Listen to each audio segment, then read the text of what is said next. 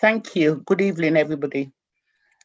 Before we start the meeting, we are going to observe a 72-second silence as we remember the victims of Grenfell fire, which happened 5 years ago. Thank you.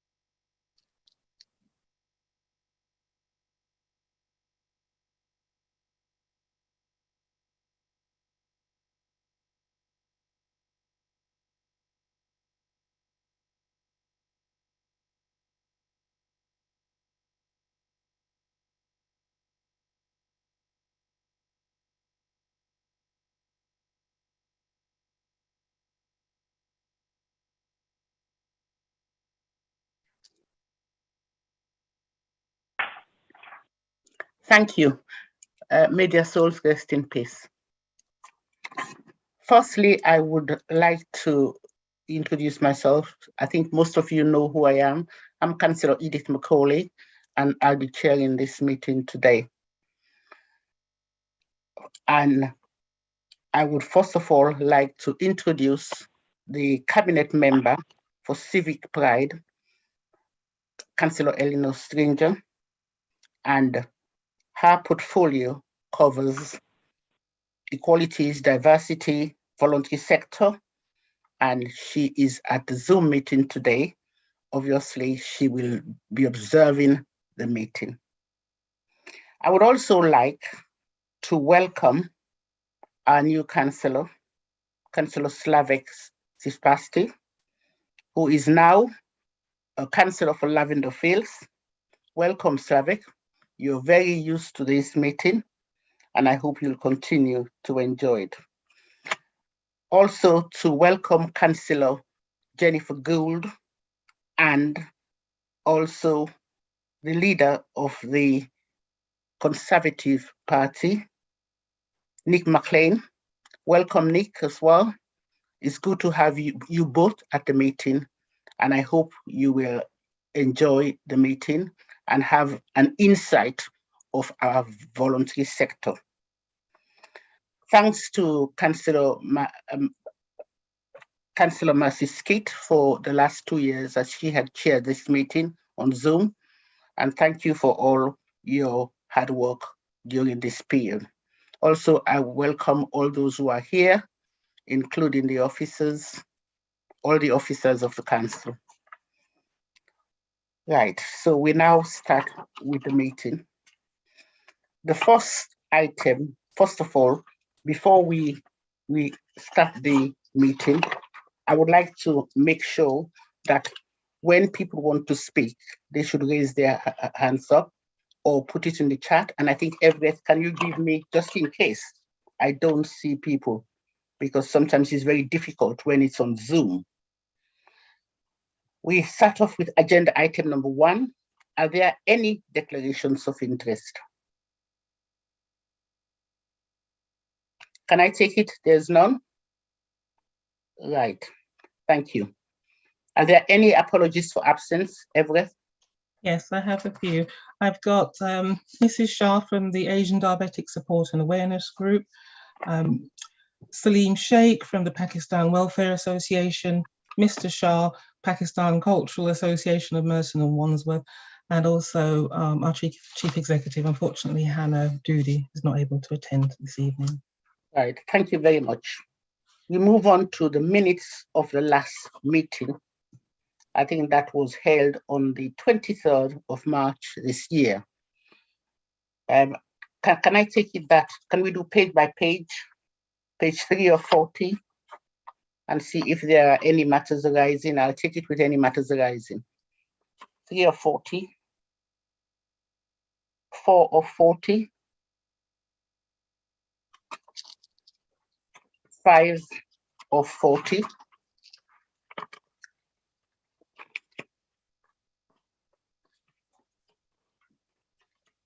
Anybody wants to raise any points?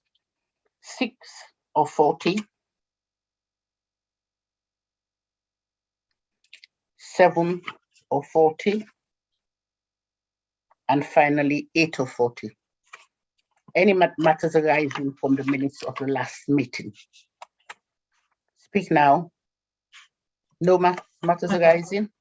Can we take the minutes of the last meeting and signed as provided to us tonight? Thank you.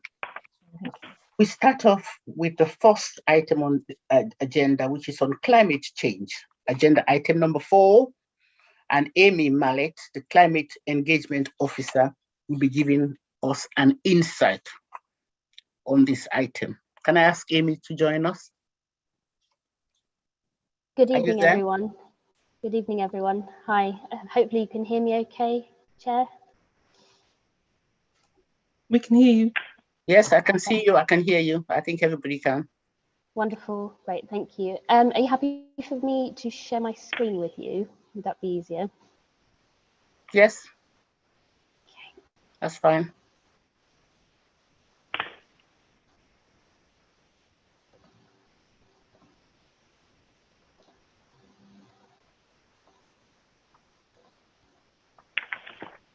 Can everyone see that okay?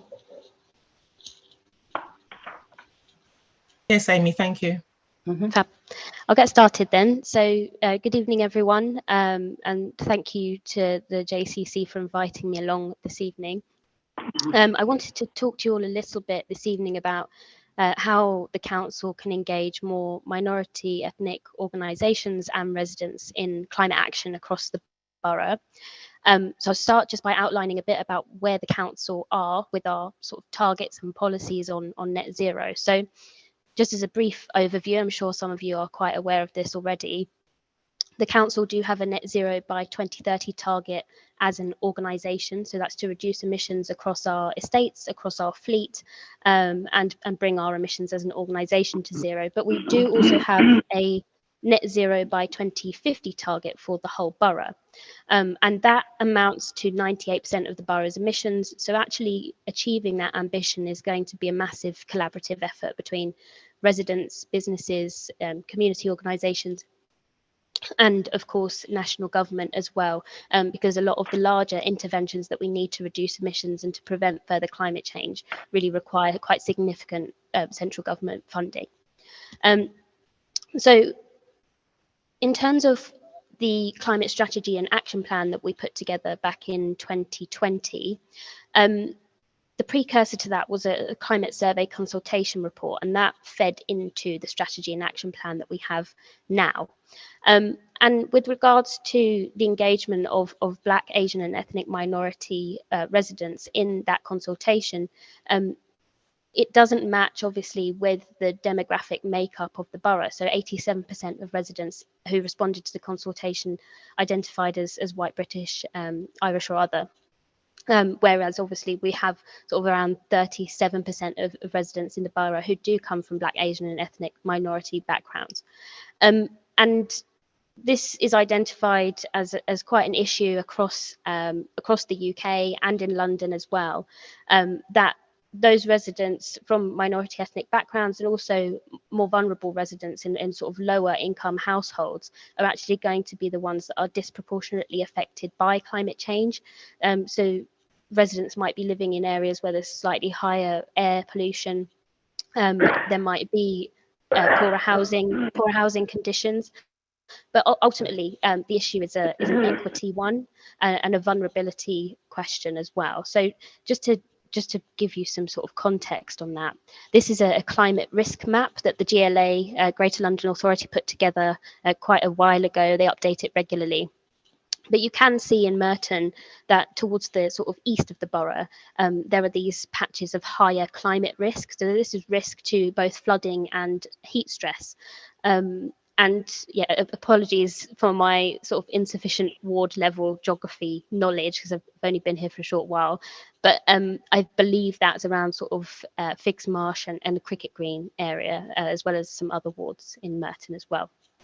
So some of the vulnerability indicators that the GLA used to create this map include English speaking proficiency. They also include the proportion of social renters, levels of income deprivation, and also the percentage of sort of young children and those over 75. So it's a vulnerability question, but then when we overlay that with a detailed ethnicity ward tool, also from London Data Store, obviously we know, and I'm sure I'm telling you things that you are already well aware of, the higher proportion of minority ethnic groups and residents in the east of the borough. The concerning thing is obviously when we overlay the two, and apologies again, this is a relatively rough overlay, but we can see that residents in the east of the borough who also happen to be from minority ethnic backgrounds are disproportionately affected by climate risk. And this is something that we need to start addressing now in 2022. Of course, if we want to actually achieve net zero, it is obviously a much wider equity and inequality issue.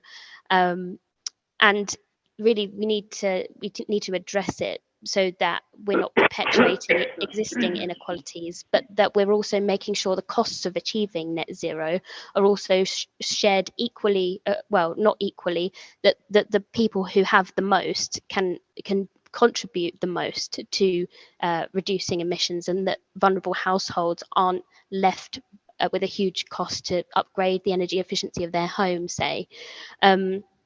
And similarly, with the opportunities from climate change, there are going to be far more jobs in the low carbon technology sector. So installing solar panels as an example, or installing air and ground source heat pumps to replace boilers. So we want to make sure that residents have those opportunities across Merton, and that it's not just the able to pay market who get involved in these areas, and that everyone benefits essentially.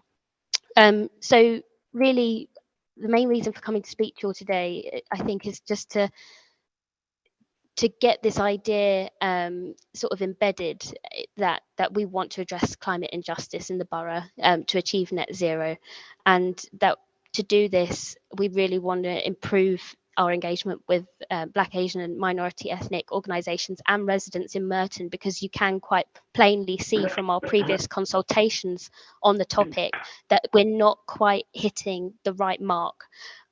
So in terms of moving forwards and creating sort of an ongoing dialogue and discussion, I mean, I would really like essentially to work with the JCC, and so with the rest of the climate team, and Future Merton, in helping to identify and promote any positive work that organisations are already doing across Merton that the council might not be aware of. So that might not necessarily be really focused on carbon reduction. It might be focused on fuel poverty and community support, because those things are obviously all tied in with climate action, reducing the cost of energy bills, which we know is a huge problem at the moment.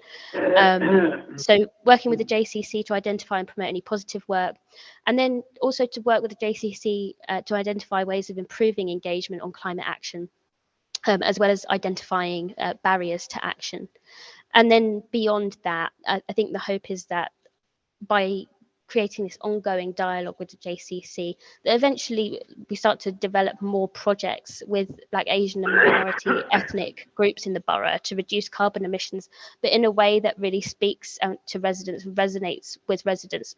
We don't want to be doing climate action for the sake of climate action. We want to do it because there are positive health outcomes, so reduced heat stress in the summer, reduced fuel poverty in winter, because there are massive financial savings to be had through energy saving and preventing higher energy bills, and obviously just a number of other positives, including, like I mentioned, sort of more green skills and green careers. It's going to be a long road to 2050, so but I think that's also why it's important to start conversations now. So hopefully I've not run too much over time, but happy to take questions, and also for you guys to follow up with me after the call. Hopefully Fareth can share my email address. So yeah, that's it from me for now. Thank you. Thank you very much, Amy, for your extensive presentation. Before I take questions, I need to ask if there are any new members at this meeting tonight. And if so, if you're new, can you please introduce yourself?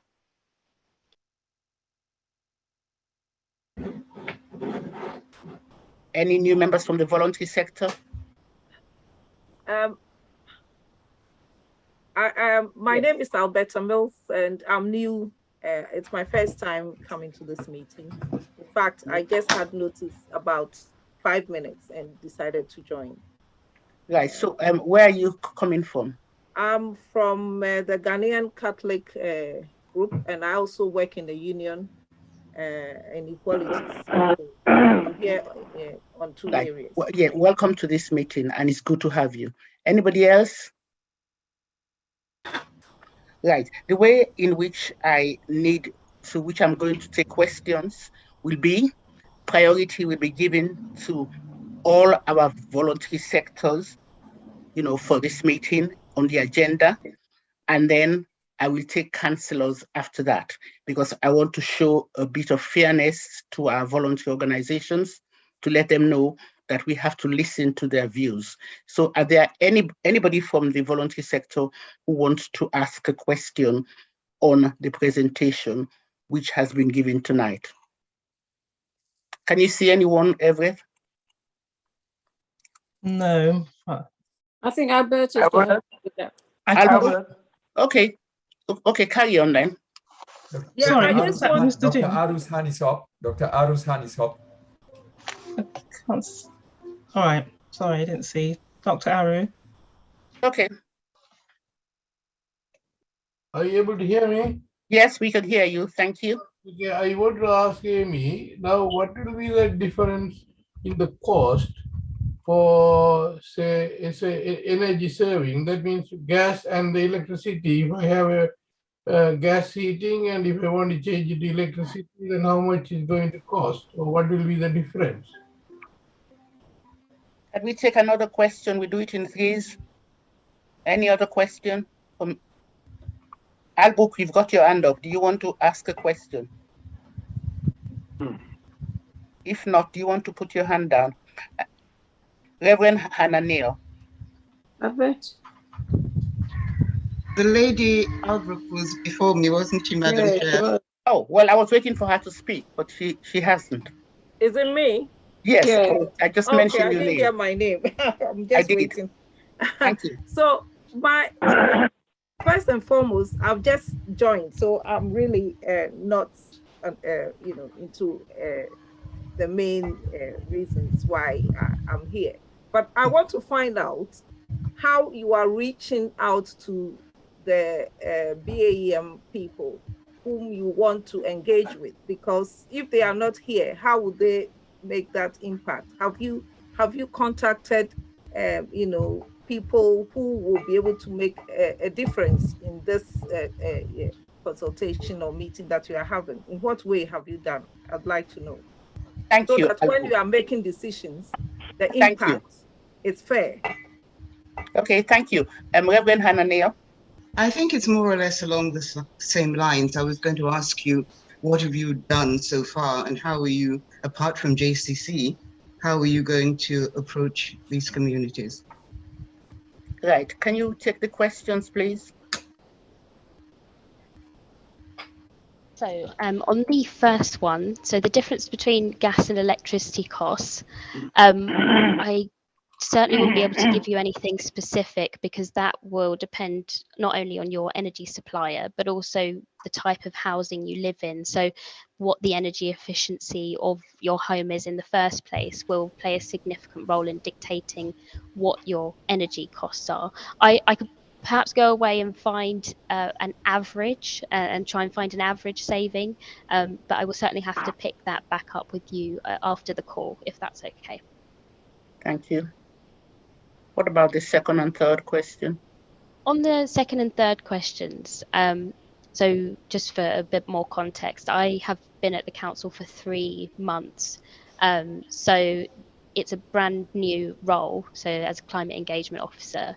And this is the very first sort of, I suppose, engagement activity that I am doing. So far, how have we been reaching out to communities? I'd say probably through all the usual channels. The council has a sustainable communities transport partnership, which my director Chris Lee probably knows a little bit more about than me, but there are plenty of organisations within that who are involved in lots of the conversations around climate action in the borough, but more specifically, no, not so much engagement yet. That's something, this is where we're beginning from, a starting point with the JCC here today. Thank you. Anyone else from the voluntary sector who wants to ask a question of Amy? Rathi, lovely to see you. Good evening, Chair. I'm representing a Positive Network Community Project. What I like to ask Amy is, where are the steps that you have taken to involve the BAME community? I give you an example. Obviously, I welcome you to your new role, but if you are, I don't know whether you're aware, but we don't even have a local paper. We used to have a Mitcham and Morden Local Guardian. That's been taken, and we just have a Wimbledon and Wandsworth Times. So a lot of people who used to get information about what I'm talking about, my neck of the woods, are being cut off completely. So how are you going to approach the BME community, especially since I'm living the areas that you have said is going to be affected by this pollution? Right. Nazim? Yes, thank you. Now, the only thing is, I must congratulate the young lady. She just started the job 2 months ago. But you see, in the high-end side, she didn't address anything. What are their future plans, how they are tackling now, where people are suffering with a lot of energy efficiencies, and how can he can practically think out the plan for a poor people, and so that people like me take aboard what I am going to hear from her to the community. Here you are, these are the practical steps Martin is doing. Sorry, my question was a little bit longer. So this is what I wanted to hear. I hope, Chair, it is okay. Thank you, Nazim. Chris Lee. Thank you. Yeah, thanks, Edith. Maybe just to help with some of the detail that the council is addressing in terms of the delivery of the plan, and to pick up one or two of the questions. When as Amy said, she's only been here a short while, so some of the matters predate Amy's arrival. But just to set out that there is a very detailed climate action plan agreed by the council, which sets out a range of activities to try and deal with both the council's climate ambition and becoming zero carbon as a council, and for the borough. There's limited funding. The council put an extra £2 million into this to reflect the priority. And I would encourage all members of the JCC to have a look at that, but also to consider being involved through the Climate Action Group, because that's probably the best route into getting some influence over what's done borough-wide and what the council can do. And your involvement would be invaluable. And whilst we can go and attend, if invited, other groups represented at the JCC, the real involvement will come via the Climate Action Group. And just picking up the point around communications, I take entirely the comment made around a local paper. The council does still deliver on a quarterly basis to all households And if you were so minded and interested, I'm sure we could have a significant article in that publication around climate change. It's been covered before, but we can look at having the dimension around equalities and the unequal impact that has across the borough, and ensure that gets carried in that paper, which, as I say, got a high readership and goes to 80,000 households. There's a huge amount of activity set in the climate action plan, much of it around mitigation and trying to head off the significant catastrophic impact of climate change on the borough, but also a lot around adaptation and what we're doing now to live with the consequences which are already being felt, whether that's living with the consequences of the significant flooding that we have and a huge amount of effort being put into that, but also probably overlooked sometimes, but we are a very lucky borough in terms of the tree coverage that we have. And we know that more trees provide not just some carbon adaptation, but also coverage for the high temperatures that we have in the borough. We know that there's fewer trees in the east of the borough, and we're trying to address that because those who live in the east don't get the benefits of the tree coverage that other parts of the borough have. So that's just one example of what we're trying to do to address that matter. The other just final point, if I could, Edith, is just to say a bit about Sustainable Merton, because some of you may, as well as being involved in groups represented here, also be involved in Sustainable Merton, and they're the main voluntary sector organisation that we use in order to try and deliver some of the grassroots activity around climate change and engaging with communities. So if you're involved in Sustainable Merton, then thanks for that involvement, and I'd welcome your involvement in the Climate Action Group. Thank you, Chris. Amy wants to come in again. Yes, just to echo some of the points that Chris makes, the Climate Action Group are really fantastic. They were only put together in 2021, and since then they've created 3 significant projects in Merton. So one is Merton Garden Streets that you may have heard about, so the planting initiative across the borough, but another is Energy Matters, and that's to do with getting energy educator modules into 4 pilot schools in the borough to teach children about energy saving advice so that they can take some of that home to their families and to their friends as well. So in reality, of course, we know the challenges, especially with the cost of living crisis, are massive at the moment, and that's also really tied hugely to energy saving. The government have issued a number of different funding pots over the last few years to try and help retrofit housing in the borough associated with some of the lowest EPC rated properties, so those that are most energy inefficient. That funding is allocated to different local authorities, and it's likely that Merton will receive some of that. So there will be some more local targeted interventions to address energy efficiency in some of the worst or most fuel poor households in Merton. More broadly speaking, just on energy again, obviously it's part of climate action.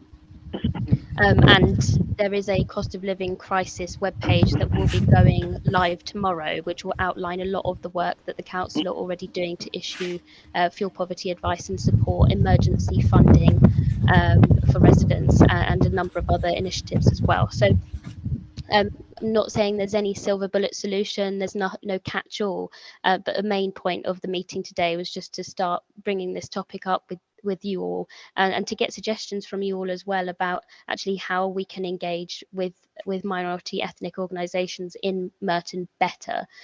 So I really would appreciate any constructive criticism you have after the call via email as well. Right, thank you. Abai Savage. The Councillor Chris mentioned something too. Sorry, are you? Is that Nazim? Sorry, Nazim. Yeah, can you just hold? Can you hold on for a minute? Let me take Abai Savage. All right, Chair. Sorry. Can you unmute yourself, Mr. Savage? Yeah. That's me? Yes, I did. I was following the program, but my main concern is that Well, we seem to be going along with what the government is saying, that long period of 30 years to wait till 2052. Is there no other way in which this scheme could be shorter for people like us to actually see the difference in our lifetime? Right. Nazim, you can come in again. Thank you. Thank you, Chair. My question is to Chris, Councillor Chris, newly appointed. Now, this £2 million he mentioned has been allotted to tree plantations or various activities. Thank you for letting me know that there is some kind of a money initiative in this project. And only tree plantation is not the, I think, which will address carbon dioxide problems. Don't you think so, Mr. Chris? Right. Thank you, Nazim. I'll take a councillor now, Councillor Akijina. Thank you, Amy, for your presentation. I just wanted to say, what was the reasons you gave for climate change for the east of the borough? Something about flooding and something else, apart from housing, which is an issue. But what else was there? Flooding and what else? Right. Thank you. No, because I want to say something else. I want to know what she said. If she can answer me that one. Yeah. So we'll take the three questions with Amy, and then Chris will come in together with. What I'm saying is I want to go back because I want to say something. I know it's flooding. I want to know what the other issue. Okay. We'll take Amy first. So on the question of what the risk is in the east of the borough, so that's overall. There was overall climate risk, and then the GLA also mapped out flood risk and heat stress as well. So the number of, it's usually an indicator of the number of people that die per year due to heat stress. That's usually the indicator that they use. So people without air conditioning and sort of poorly insulated homes will also feel greater heat impacts in hot weather as well. Can I say that flooding is a borough-wide issue, not just the east of the borough? Yep. Things to do with air conditioning stuff is the borough-wide issue. Yes, they've got more trees than the other side in the west of the borough, which is great. I can understand housing issues, there are problems, and also cost of living issues. So if you actually want to get hold of the BME community, you have to make sure that you put things down fairly. Don't just say the east of the borough has got flooding, whereas it's the whole of Merton that's got flooding. I'm just giving you what you asked for, positive criticism, because sometimes the east of the borough feels that everything that's going wrong belongs to the east of the borough. And you're not going to get people to actually come and support all this because they're actually fed up of being blamed for everything, even though you're not blaming them. You see, so if flooding is the whole borough-wide, you just said, oh, there's a problem with flooding the whole borough-wide. Housing, definitely there's an issue. Cost of living is an issue. Gas and electricity, those sort of things are an issue. So that's what I want to say. Okay, thank you. Amy, do you want to reply to that? And also the question from Abai, Mr. Savage. Sure. Just to thank the councillor for her contribution there. So certainly nobody's blaming anyone in the east of the borough. Climate risk is a combination of exposure, which is fundamentally something that we can't do much about. So they're the more physical factors. So it could be that there's a river or something there, and the quality of the housing as well, let's say an infrastructural problem. The other side of the coin is vulnerability, and climate risk is just saying that those two things come together and make a particular area more risky to climate change, and it just indicates that there are more vulnerable residents in the east of the borough, and those there's a disproportionate sort of weighting towards residents in the east who are also from minority ethnic groups. So it just means that when we do get funding, that we probably should be targeting interventions towards the east, or at least making sure there's some greater weighting that way, or that I'm doing more climate action engagement in the east, because the west of the borough can cope better, essentially. Right. Chris, would you like to come, answer the question from Nazim, please? Yes, certainly. And thanks for your question, Nazim. But just firstly, to clarify, I'm not a councillor. I'm an officer of the council. And Okay. to respond to your question, the £2 million that I mentioned is £2 million of revenue. So that's council tax funding that's going into climate action work over the next 2 to 3 years. And it's principally being spent on additional capacity, extra people to help the council to deliver the response around 2 or 3 key areas. Energy and buildings. What can we do as a council in our buildings? And also what can we do to support the public around buildings in terms of adaptation? Another area is around transport. And thankfully, the council has allocated an additional £15 million of capital monies to decarbonise our refuse collection fleet. But then the extra capacity that we'll buy in with this 2 million will help us to look at how we can decarbonise transport across the council and what we can do to get that right down to a zero carbon transport operation. None of that funding that I described is going into trees. That's a separate funding stream. And we've already planted, I think this year, something like just over 2,500 trees. That will make a difference. We're already a well planted borough, but additional trees will certainly assist. But they're not the answer. Trees aren't the answer to reversing climate change and tackling it. A lot of the attention will need to be focused on how we can support the public to reduce that 98% of the carbon, both in their homes, in their transport and in their consumption. And that's where Amy comes in terms of the engagement with the public. And that £2 million funding is also assisting in supporting Amy over the next 2 to 3 years in delivering some of that change. Thank you, Chris. I'll take the last 3 questions. Albrook, do you want to come back? Can you unmute yourself, please? Albrook? Yeah, thank you. I wanted to I welcome the idea that, a group has been put together, but how does it comprise of who make up that group? Does it include BAM people? We don't want to be taught that. We want to be part of that, consultation right from the start. And with that, you'll be able to get the best from the BAM community so they can help make a difference.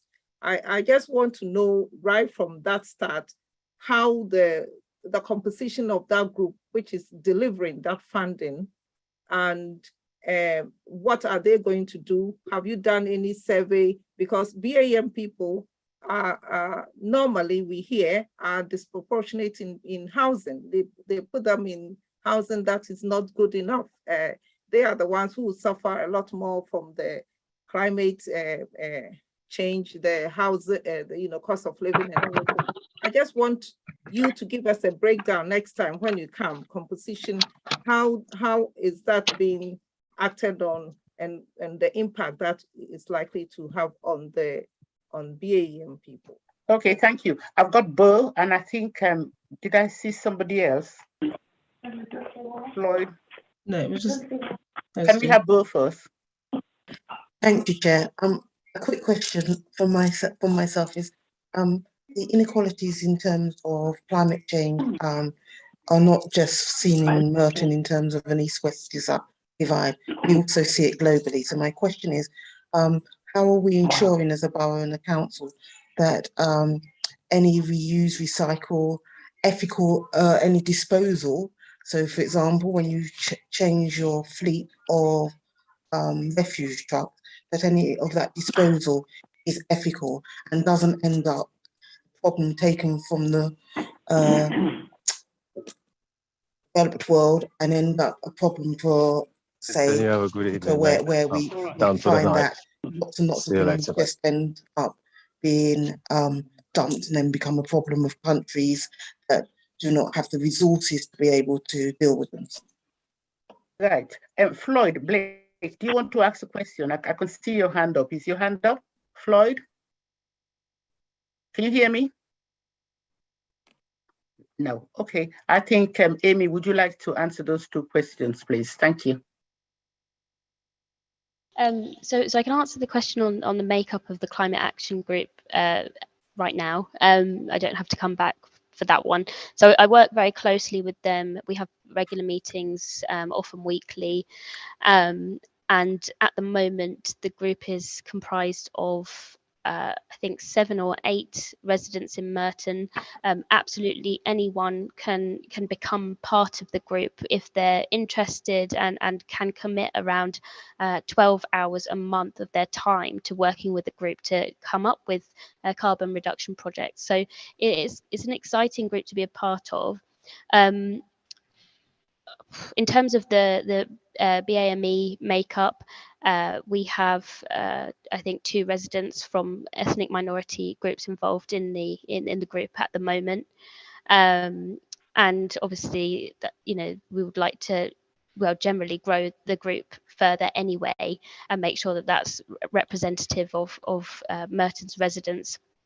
So just on that point as well, this Saturday, 18th of June, there'll be Cannon Summer Fair held in Cannon's House and Grounds, Mitcham, where the Climate Action Group stand will be, and they'll be there to be able to talk to residents about all of the good work that they're doing, and is also to act as a little bit of a recruitment drive and to just find out more about what residents in Mitcham and the east of the borough want to see. On the second question, with regards to the inequalities in climate change, Bo is absolutely right. It's not just a Merton problem, it's a national problem, it's an international problem, a global problem. In terms of the disposal, ethical waste disposal, I am not au fait with the council's waste disposal policies. I'm happy to pick that up, Amy, if you wish. Yeah, please, Chris, that would be great. Thank you. Yeah, Chris. So thanks, Amy. It's a very good question, Bo, and it was certainly much more relevant probably 10 years ago, where there were some scandalous examples of waste from London boroughs and across the UK ending up in countries in Africa, where young children were breaking apart televisions in order to extract scarce minerals and metals. We're confident now that our waste transfer operators no longer use those supply routes and those destinations. But it's absolutely right that we should keep a very close eye on that, because we have multiple waste operators for different recyclates and different materials, and those often go to second and third parties in order for value to be extracted.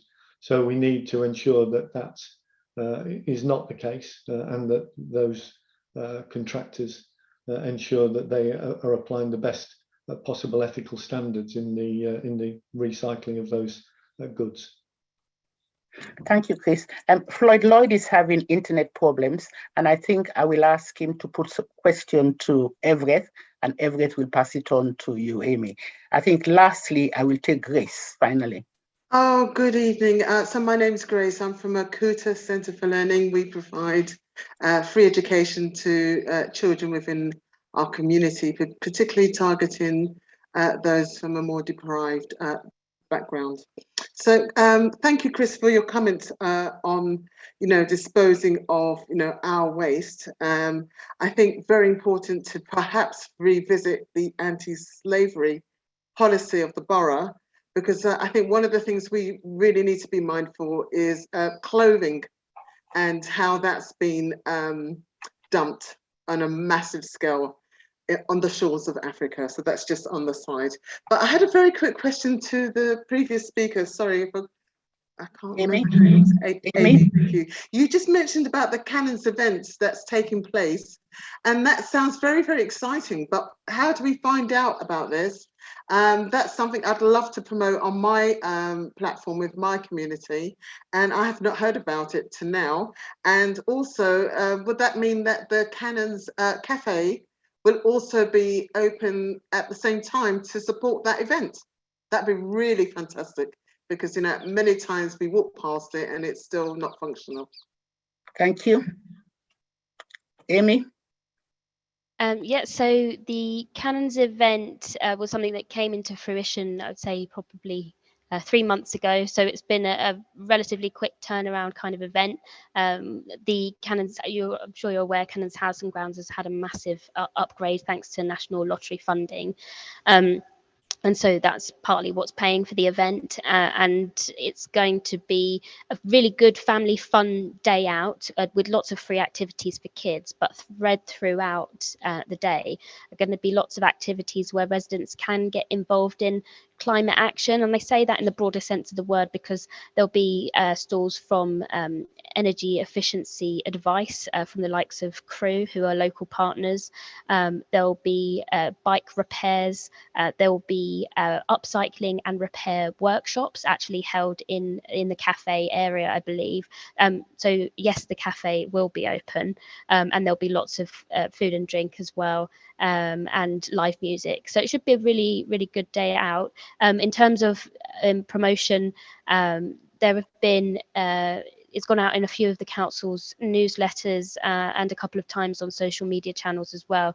But you may not have seen the press release yet because we are waiting to get sign off from the National Lottery. I realise a little bit late in the day, but happy to send you links to the event. It's very much just a turn up on the day, and no need to book at all. Right, and thank you very much, Amy and Chris, and for all your answers and the presentation. And if anybody has any further questions, perhaps you could go through Everett and it'll be passed on, and Amy will answer. Just to mention that the Martins Climate Strategy and Action Plan was adopted in November 2020, and the Climate Delivery Plan Year 1 adopted in January 2021, and the Climate Delivery Plan Year 2 was adopted in February this year. Now we have to move on to the next item on the agenda, and that will be agenda item number 5, the Council's response to BME Voice COVID-19 Community Resilience Research and Recommendations. This is going to be done by Everett, the Equality and Community Cohesion Officer. Thank you. Thank you, Councillor McCauley, and thank you, Amy. Just going to share my screen.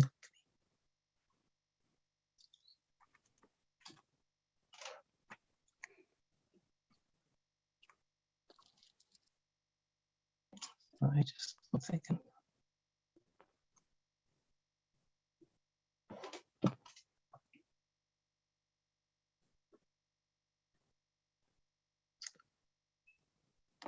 Sorry, 1 second. I just need to locate it again. Just give me a second.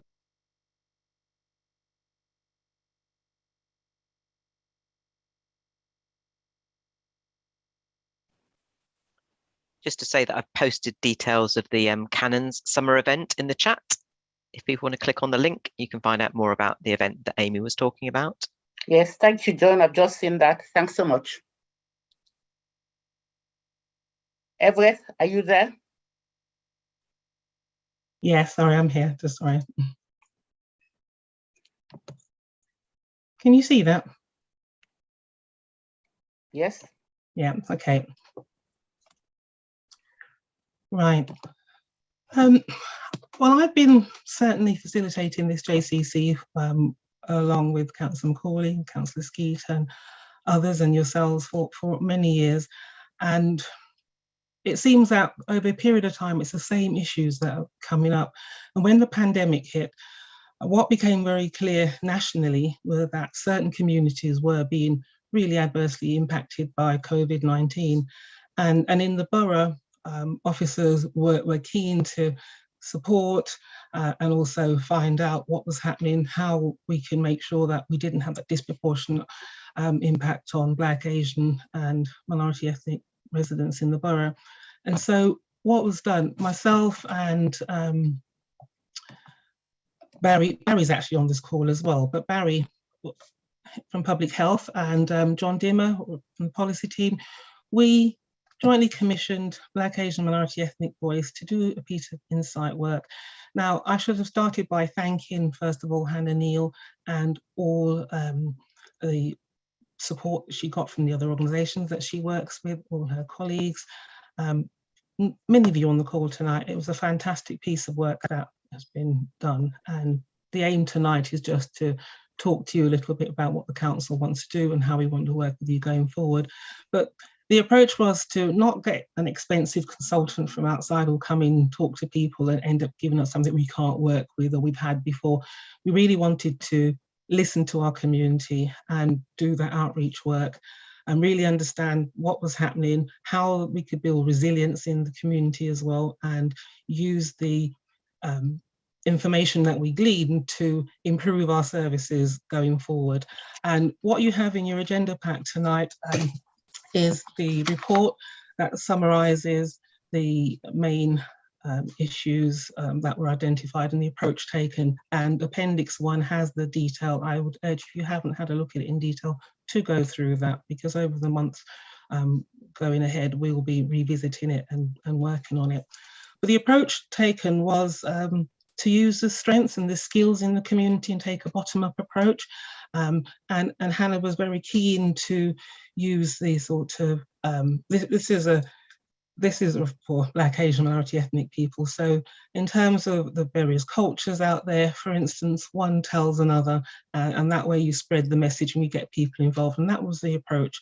The focus was very specific to the communities that were being impacted nationally and also locally, and just to get a better understanding. And those communities are represented tonight. There are other communities that the JCC and Hannah and other people have worked with over the years are not necessarily here tonight, but we have been working with them.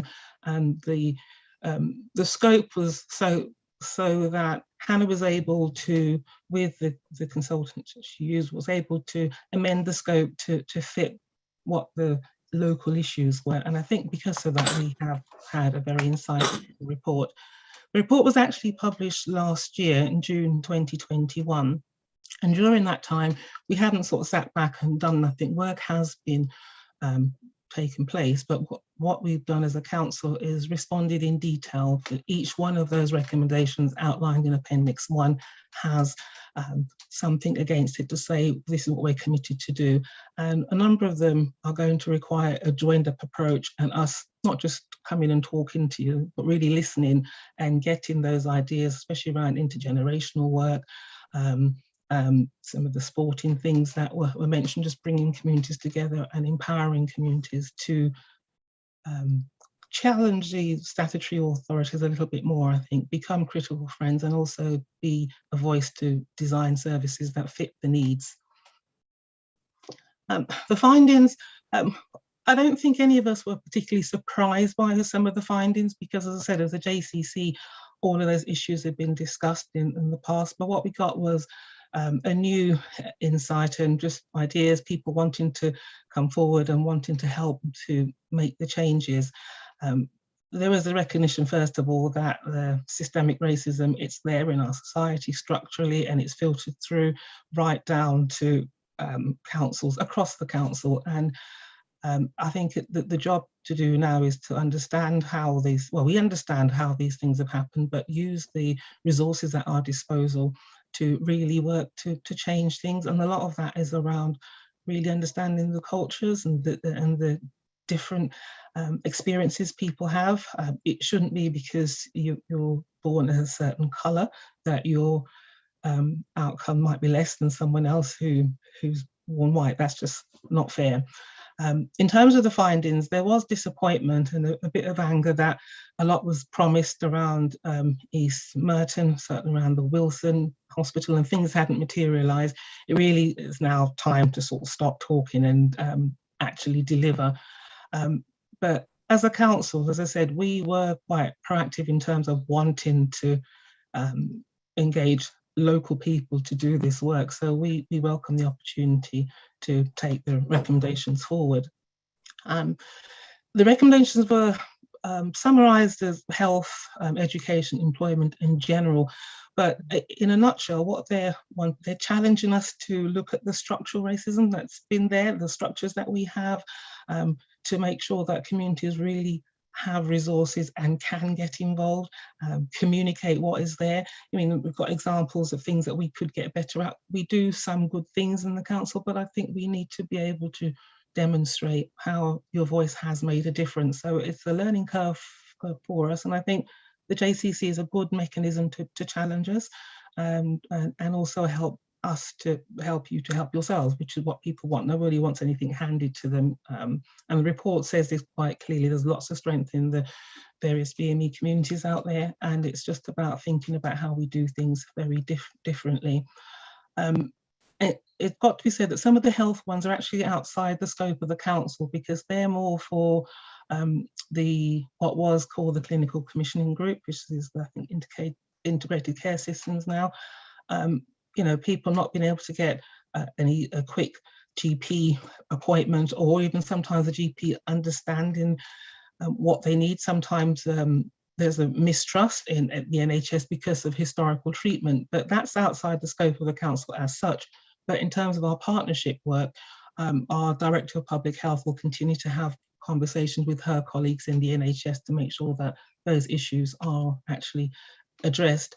Similarly, some of the education ones are a little bit out of our direct control, because we don't have that direct relationship with the schools like we used to. We still influence as much as we can, and we put information out there to make sure that equalities considerations are embedded into day-to-day practice, but there is still some way to go. And we as a council, certainly, we have a BME forum, a schools forum, and what they're wanting to do is work with the voluntary sector a lot more, just to get the understanding, so that children are getting fairly assessed at school, for instance, and getting whatever support they actually receive. One thing that Hannah in particular picked up on was things like the images of starving children, and stopping having posters like that all around the place. But as a council, we certainly can control the graphics and everything that goes out, but we will continue to have dialogues with those we have influence over, to say, yes, you know, if you're going to use any photos, just find a different stock picture or work with local people. The employment ones, there was, again, one of the things about the report was trying to make sure that even as a council, we employ staff and they, you know, they get to the top, they don't stagnate. So there are things there in the report about staff progression and learning, for instance. But there's a big push from the report to look at employment and how you encourage entrepreneurship. Now, for instance, in the pandemic, quite a lot of small businesses started up, and it's those businesses, a lot of them are very young BAME residents, and they need to be supported. Another thing about stigmatizing language, I'm refreshing the equality strategy, and we've discussed that here in the past, and it will come back again shortly. But you know, communities are not hard to reach. We just need to make a bit more effort to do the outreach work, go into community settings.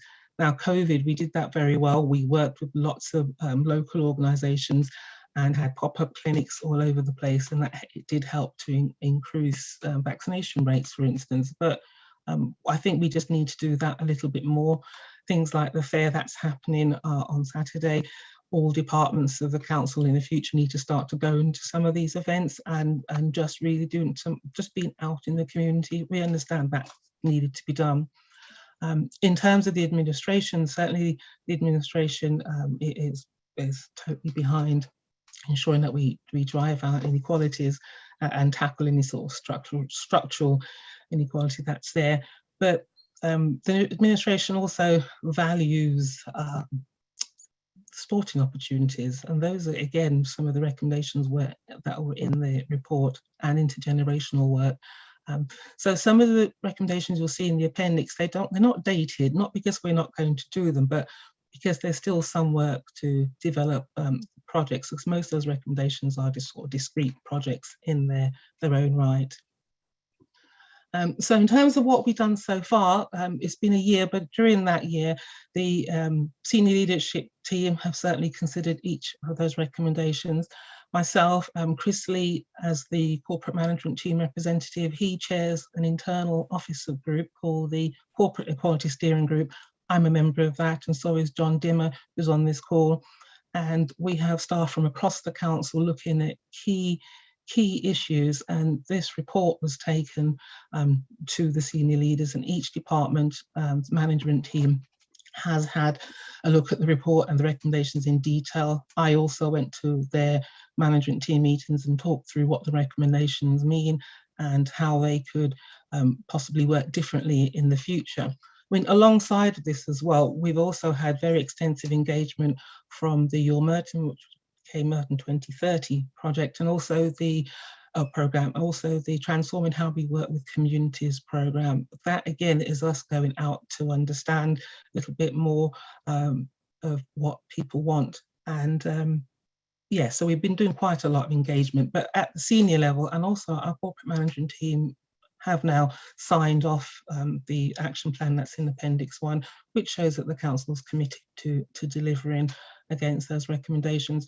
I say the only one that we won't be taking forward because it's problematic from a safeguarding point of view as well, is encouraging young people to get incentives and do intergeneral work, kind of teach their elders English and things like that. It's a bit more complex, so we don't recommend taking that forward, but we do think there is scope to do intergenerational work, adopt a grandparent, which was a recommendation. We can do that in a different way. So in terms of what's been going on, the Polish Family Association, BME Voice, have been working with a colleague in public health to deliver further engagement work and also how we can increase the capacity from the local BME organisations and just help to do preventative things to improve health. In terms of going forward, the sort of more medium and long-term recommendations need us to take a slightly different approach. One of the things we're doing is currently revising the voluntary sector funding. In the past, over the years, a consistent concern for the JCC has been that the smaller BME organisations will apply for funding and don't get it. And then as a council, we fund the larger organisations who then in turn have to come to those smaller BME organisations to be able to deliver. And it's time for that to change, and the council recognises that as well. So through the Transforming How We Work with Communities programme, an engagement framework is being developed, and the idea there is to create a much more level playing field for funding. And this is something the JCC will be able to get involved in as well in terms of consultation and engagement. As I said, I think the key thing for us to do really is to tackle the structural inequalities and truly work together to co-produce services, not just use whatever the latest buzzword is. I know we're not doing that, but there is an issue of trust, because a lot of you on this call have heard a lot of what I'm saying before, but I'm saying that you have the power to hold us to account as a council, and that's what I'm asking you to do. I think it would be helpful if Councillor Macaulay and myself continue to keep this on the agenda as part of a forward plan, and just to give the opportunity for you to be updated and to also to get involved in creating some of those projects that are in the recommendations. I know that we're behind time and I've rattled through that, but I would urge you to read the report. And as I said, Appendix 1 in particular has all the detail. I'm going to stop sharing my screen now. I'm happy to take questions. Right. Right. Thank you very much, Everett. I would also like to thank you for all what you've said, and I echo most of the sentiments which you have expressed. And also thanks to Hannah Neal and her team for the splendid work in which they have done over the last few years. When I was cabinet member for voluntary sector, I had several discussions with John Dimmer, who is the head of policy for strategy and partnership. And I hope the cabinet member for Eleanor Stringer is here to hear what I'm saying in terms of what has been done in encouraging John Dimmer to make sure that we have somebody like Reverend Hannah Neal, who is very, very familiar with the borough and knows most of the voluntary sector, to do this report, and not to employ somebody from outside who has no knowledge in terms of what happens in Martin. So I was delighted this was done. And it's always good to see that, you know, the council can be seen to be listening to people's views and make sure that we meet the needs and requirements of all our ethnic people. I would also like tonight to hear from Councillor Slavic to make sure that he tells us how the Polish Association has made an influence to this report and what are their aims and objectives in taking forward the recommendations. So therefore, I'll stop now and take questions. Grace, your hand is up, or was it your hand was on before? Did you want to ask a question again, Grace? Okay, I think I'll go to. Sorry, I got my hand was up. I'm so sorry. Okay, then I'll take 3 questions at a time. I'll start off with you first. Actually, the report was excellent, and I concur with everything that's just been shared with us. I think it's really important just to say that, you know, one thing that we can do is to help ourselves as a community, rather than, as you say, rely on just others, the council and other organisations to support us. But one of the ways that we can do that is to really join up the dots and to network amongst ourselves in a more constructive and in a more cohesive fashion, rather than be organisations that belong to an overall body, but to be more fluid amongst ourselves so that we too understand the needs of different, because each part of the community has a different needs. Am I right? That there's yeah. So, but I think it's really important for us to work together more closely, and that way, you know, it makes what we're trying to get across that much more stronger. You know, there's strength in numbers and there's strength in the body coming together as one. So for me, I think that was the only thing that I felt really, everybody has contributed so beautifully to making this report happen, and everything that's said is so real. But that's the one thing, is how do we get to know ourselves in a better way?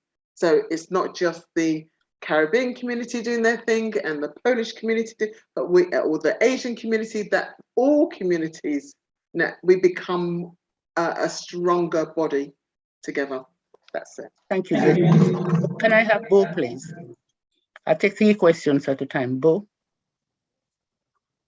are you there? Yeah, sorry, thank you, Chair. I was just finding my mic button. First of all, thank you very much, Hannah and team, for a very comprehensive and well-received report. And I think it's welcome that you have taken the notion of an asset-based model as opposed to a deficit model that we often look at when we're looking at communities. And as the report has quite rightly said, there are assets within our communities that we should be building on rather than always looking at it in a deficit way. I had 2 suggestions. One is around education, and that suggestion is around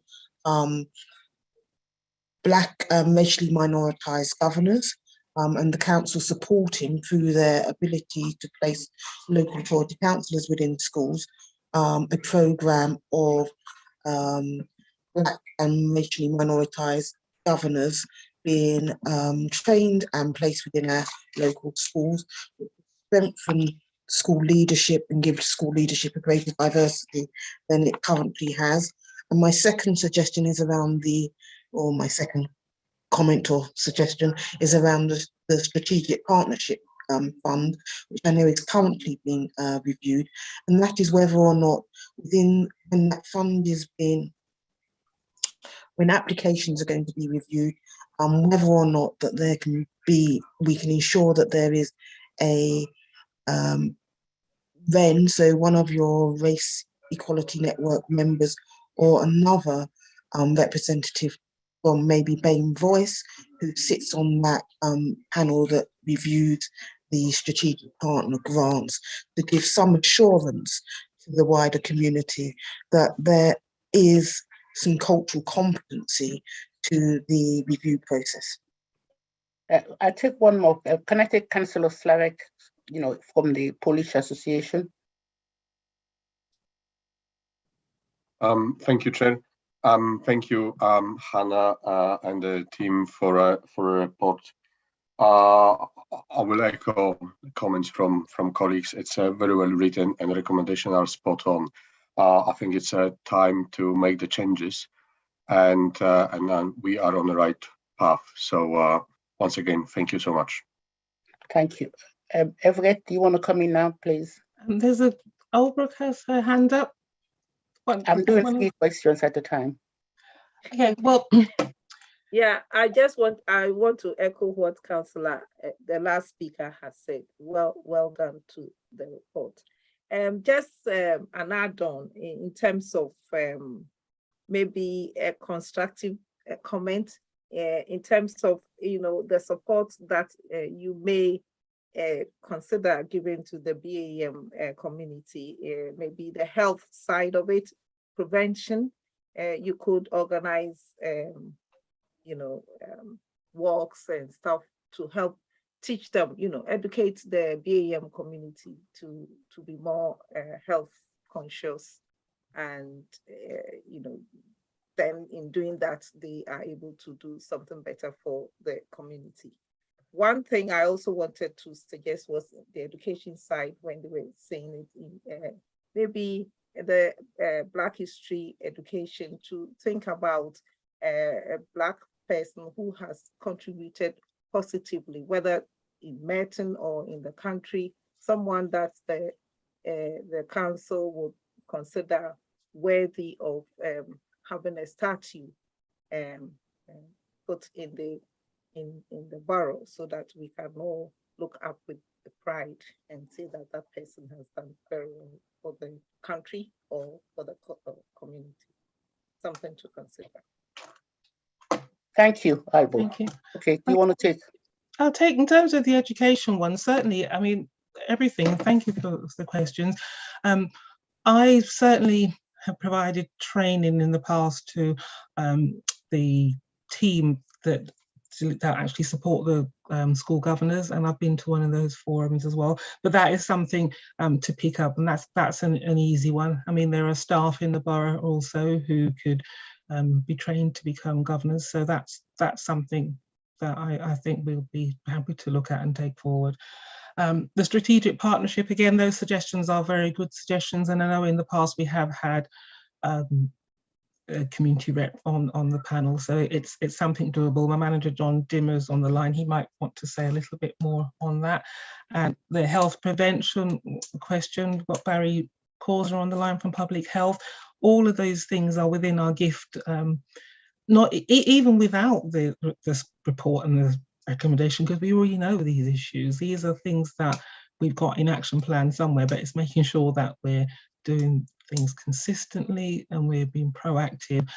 Even some of yourselves who are on this call, I think if you're not already, I know at least one person on this call is a governor, but I think for me it's really good to get the injection of sort of new faces coming to the JCC, because all of these ideas you can give us, and then we can across the council find ways of delivering these within resources, and where we don't have the resources. Tracy's point about coming together, you're able to go out there and look for funding, and sometimes the council has a small pot, but they might be able to provide some match funding for it. It really just depends. But working together, you just have the resource to be great. All these things, as I say, they're all doable. But I will ask John, do you mind commenting about the strategic partnership funding suggestion, please? Yeah, thanks, Everett. An evening all. So I think we would acknowledge that the last round of the strategic partner program, that it wasn't the outcome that we wanted, I suppose. And when we were working with the collaborative working group, there was an emphasis on making sure that the funding got to grassroots organisations, organisations that know and serve their community well, just like BME Voice and the organisations within BME Voice, and also the Polish Families Association. They know their communities in a way that we can never know. And I think that was one of that's been a big learning point from last time. It's been a big learning point during the pandemic, and we are determined that we will do better in terms of the next kind of funding round. So, Bo, I think that's an excellent idea, but we will work with a collaborative working group on the next kind of strategic partner program to look at ways to ensure that the funding reaches grassroots organisations within Merton. Yeah, thank you. Barry? Thank you. Barry, do you want to say something? Thank you. Yeah, sure. Thank you. Good evening, everybody. To pick up the point on active engagement on promotion and the health improvement agenda, I think it's a really important point. And what we're seeing as we transition to living safely and fairly with COVID within Merton, an emerging issue around a concern about long COVID, so post-COVID syndrome. And again, what we're seeing from those services is an underrepresentation of Black, Asian, minority ethnic residents accessing those services. So we're going to be working really hard with CLCH, the provider of that service, and the CCG and us in public health within the council to work to co-create some resources and webinars and information so that we can reach into Black, Asian, minority ethnic communities to be able to increase awareness. So I'll take on that challenge absolutely to work with you to increase uptake. One of the other bigger things we've got coming down the line is some recommissioning of some services for health improvement. We've got NHS health checks, stop smoking, weight management, substance misuse. And again, having learned through the pandemic of the ongoing dialogue and the really important conversations that we've been having in these meetings is continuing that service user resident voice. So again, as part of the procurement process that we take for those really important services, we will go out and we will engage with organisations, voluntary sector organisations, and Black, Asian, minority ethnic residents. But as I've always said, colleagues in the JCC, and I've seen many of you in other forums throughout the last 2 years, if you see an opportunity that we can increase the reach and the awareness of our services, please let me know and be happy to take that up. Thank you, Barry. Abai Savage. Thank you, Madam Chair. Yes, well, just to comment on what Grace has mentioned earlier, just a few minutes ago.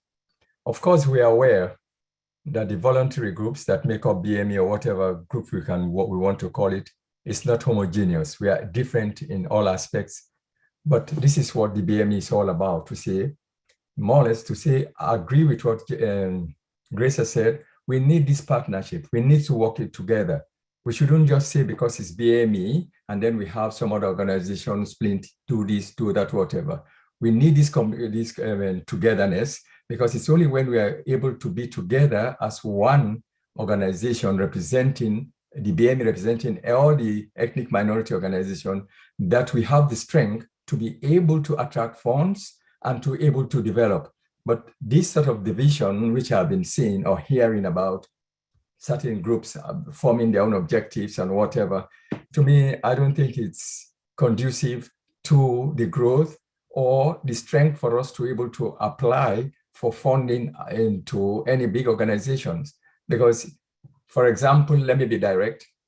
If we have BME Voice applying for something, then you have ethnic minority applying for something, then you have Polish organizers applying for something, I don't see that as cohesive enough. We need to understand that we are all in partnership, working together to promote the BME vision. That's the comment I'll make. And as I say, this is in echo to what I heard Grace saying. Partnership, we need to be together and not to be having this splinter or whatever. Thank you. Thank you. And Chris Lee. Yeah, thanks, Edith. So just to I suppose provide some reassurance to this meeting about the importance of this document and the way it's been seen by the council. And it was a pleasure really to work on it with Everett and others, and to meet with Hannah to get some insight into the background to it. So this plan has been signed off by corporate management team and also the Equality Steering Group, which, as Everett said, I chair. I'm handing over to Jane McSherry, and I'm glad Jane's been able to attend this meeting, because Jane will take the lead as a corporate management team member in ensuring that this plan gets progressed and is monitored via the corporate management team.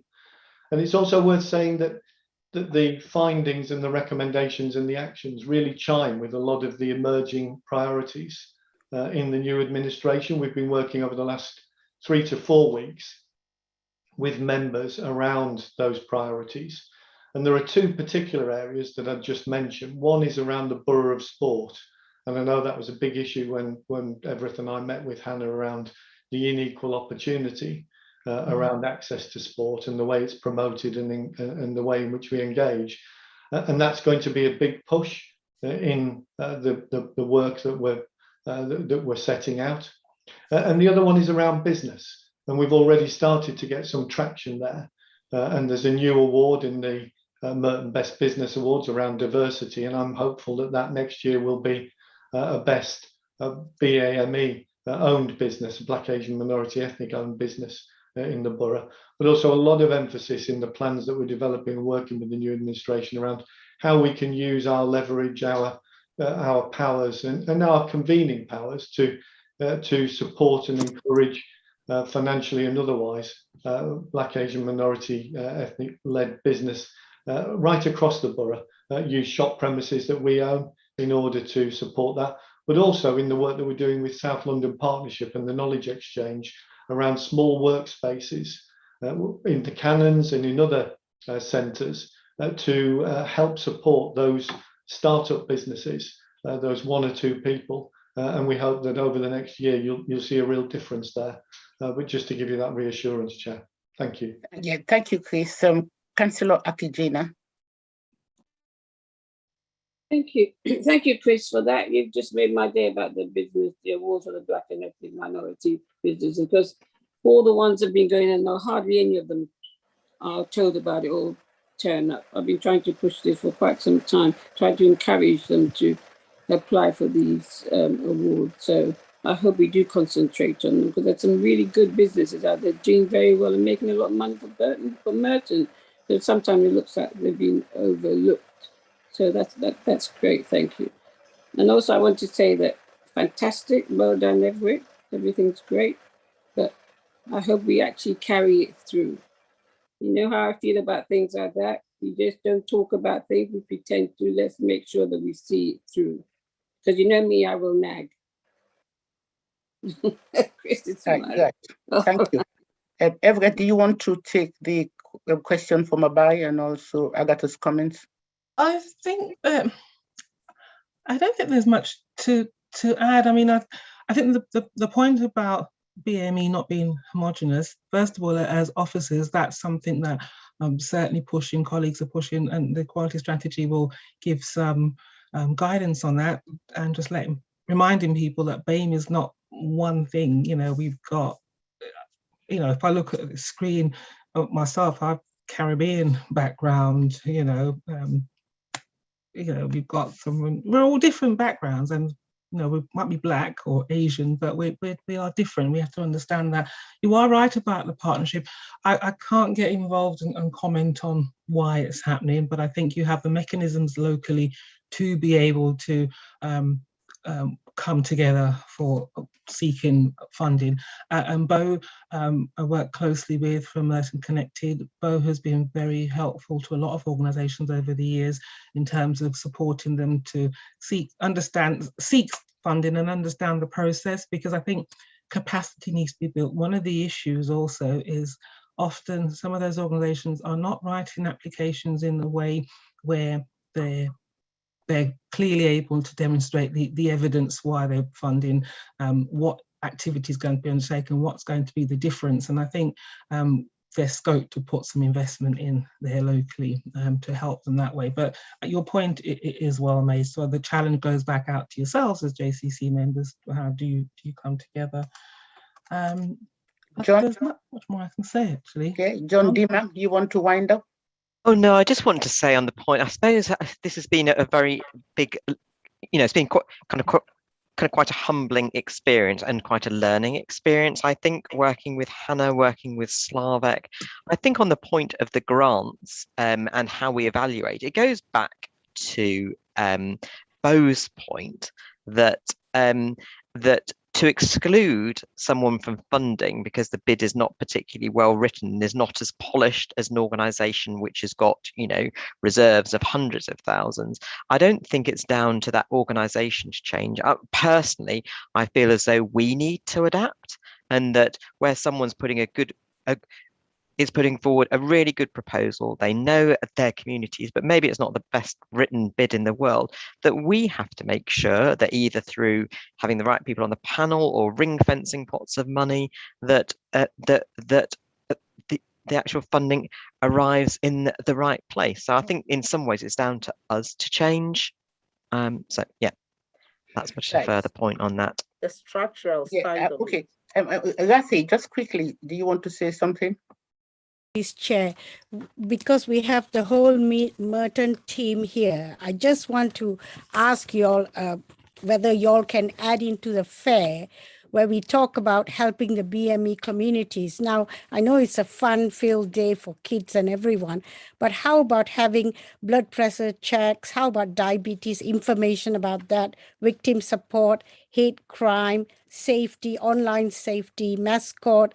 If you get these people, I'm sure the BME community will benefit a lot, because, you know, we can't be saying in 3 months down the line, 4 months down the line, we had 2 years lockdown with COVID. So this is a place where we can start having our elders check, information being given, even if it's a small few stalls where people can come and take things and we can share. Please, if that can be considered and done for Saturday, that would be brilliant. If not this Saturday, maybe we should have another event where we are allowed to have all these different information targeting the BME community and the wider community as well. Thank you, Chair. Thank you. Sharon Scott. Right. Hello, everyone. Good evening. And thank you so much. The report I haven't seen in totality, but so far it is quite interesting. So thanks to Hannah Neal and her team. And I'm really I'm happy that for the process that was employed in collecting the information, using the voice of the people and getting their input, because what better way to be of value than to have it from the persons who will be affected or are affected and will benefit from whatever interventions there will be. So I think this is a really good way of doing or collating this sort of information. But if I go back to the last gentleman who spoke with regards to grants, I'm just thinking how many people, I couldn't agree with you more actually, how many people may have not had money for something very, very important that could be of value to people, but because probably their wording or the structuring, etc., may not have been. So I do like the fact that you've said it's for the council to look internally as to how they can meet the people halfway. I think that's a very good way forward. So together, we continue to attend training, etc. But at the same time, if the council is able to, as you've said, to meet us halfway in terms of the way in which that these presentations are made. And sometimes even to have probably a follow-up email to clarify certain points, or maybe just to have a conversation so the person may not be able, or the team or organization maybe not be able to articulate on paper, but they may be able to say, and then, you know, somebody who's a bit more professional may be able to put it together on their behalf. That wouldn't be a bad idea either until they've learned how to do it properly. But I do, I'm happy to hear you said that it's good for the council to consider the way in which that they look at these applications and see whatever help they can do. Thank you. Thank you. I've noticed that Borough has made a comment on the chat. I think the sentiments which he has expressed is in line with what John has said, and that's quite good. Anybody else? I think we have to move. Sorry, Bo actually had her hand up earlier. Yeah, as well. she did, but she put her thing in the chat. I've read it. She's raised her hands again. Just can we just check? Did you want to say something again, Bo?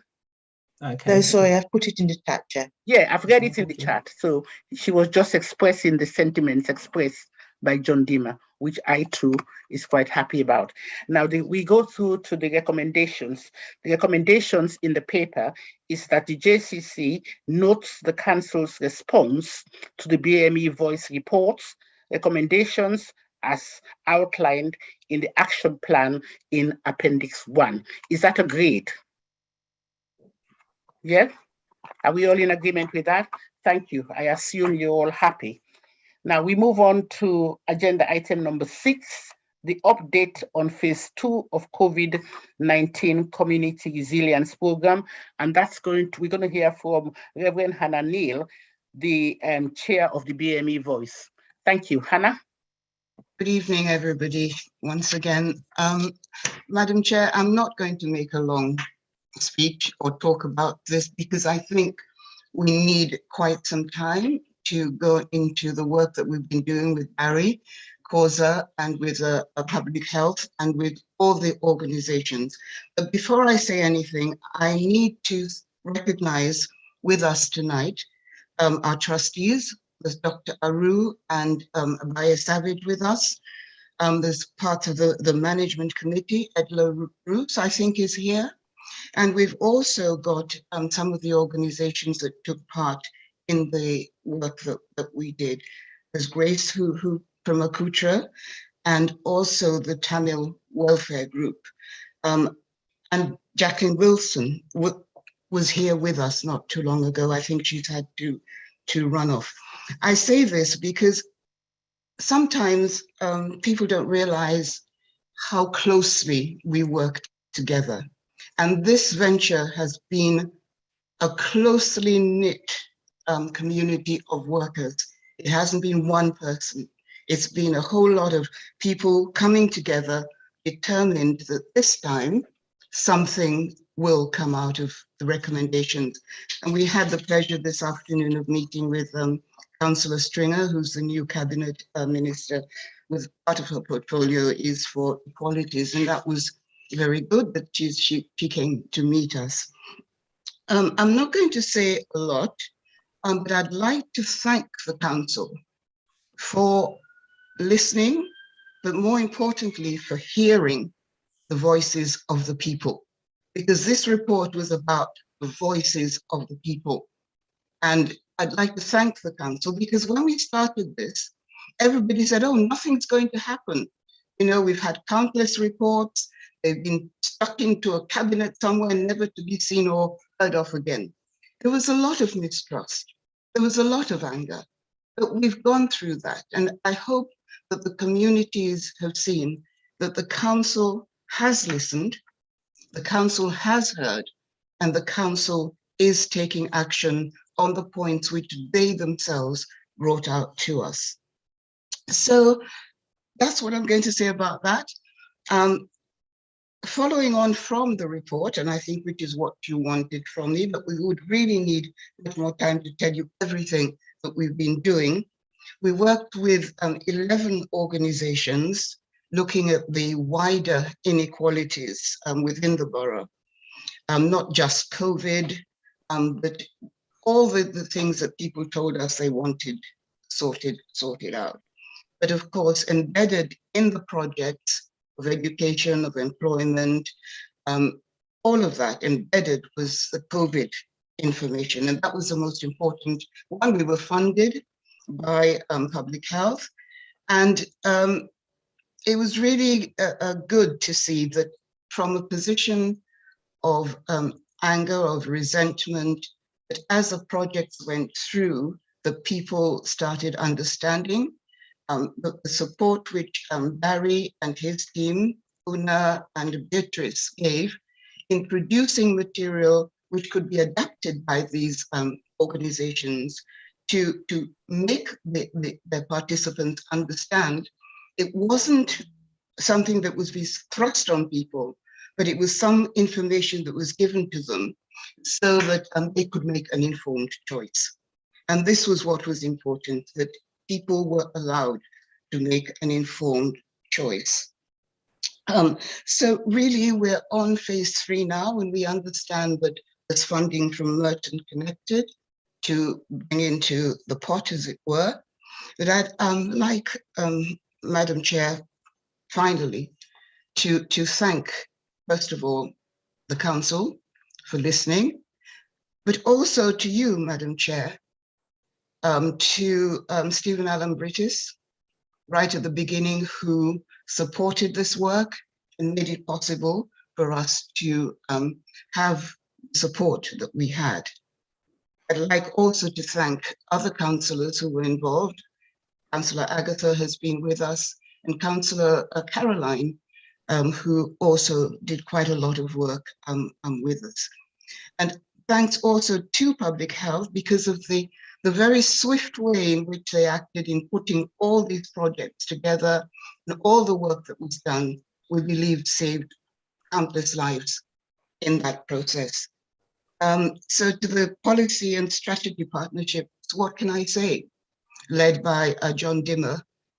John has been a friend to us, and we've been very grateful for the advice, John, that you've given us, for all the soothings and all the help that you've given us, backed, of course, by Everett.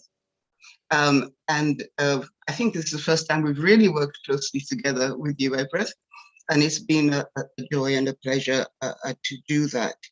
Thank you. So that's all I really want to say, but most importantly, to thank the people of Merton, the AME contingent of Merton, who gave us that respect and that trust to say, okay, we'll tell you what's really in our hearts, not just filling in forms and things.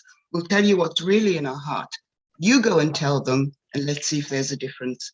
Your response to the report today shows that there has been a difference. And we look forward to doing much more work with you, Barry, in pushing your, thank you, Madam Chair. Right. Thank you, Reverend Hannah Neal. And I echo most of what you have said. And once again, thank you to you and your team for everything you have done, and the officers, both John Dimmer and Everett. Thank you all so much. I don't think there are any questions on that because it's just an update report. I think from time to time, we'll be looking at this report to make sure that the recommendations are acted upon and not just, kept in a cupboard covered with dust. I can assure you this will not happen under the excellent work done by both John and Everett. Any other business? Nope. Right. Finally, I think it's right and proper for me to say thank you to Chris Lee for all he has done for championing this particular JCC. Thank you, Chris. We're going to miss you. We thank you for all what you've done over the years. It's been very much appreciated by the council.